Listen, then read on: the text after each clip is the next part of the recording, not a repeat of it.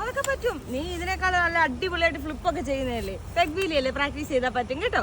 അപ്പൊ നമ്മൾ പേരൻസ് ശ്രദ്ധിക്കേണ്ട ഏറ്റവും വലിയൊരു കാര്യമാണ്, നമ്മുടെ കുഞ്ഞുങ്ങൾ എന്തെങ്കിലും കാര്യം അവർക്ക് ചെയ്യാൻ പറ്റുന്നില്ല, അല്ലെങ്കിൽ ഇപ്പൊ പഠിക്കാൻ പറ്റുന്നില്ല, എന്തെങ്കിലും എഴുതാൻ പറ്റുന്നില്ല എന്ന് പറയുകയാണെങ്കിൽ നമ്മൾ അവരെ ഒന്നും കൂടി ഡെസ്പ് ആക്കുകയല്ല ചെയ്യേണ്ടത്. നമ്മൾ അവർക്ക് കൂടുതൽ കോൺഫിഡൻസ് കൊടുക്കണം. എങ്ങനെയാണെന്ന് വെച്ചാൽ അവർ ചെയ്യുന്ന വൃത്തിയായിട്ട് ചെയ്യുന്ന എന്തെങ്കിലും ഒരു കാര്യമെങ്കിലും കാണും.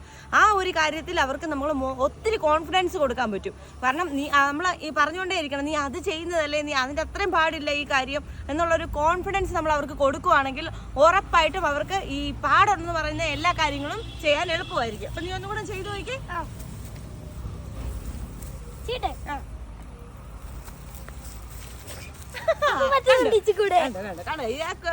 കോൺഫിഡൻസ് ആണ് എല്ലാത്തിനും മെയിൻ.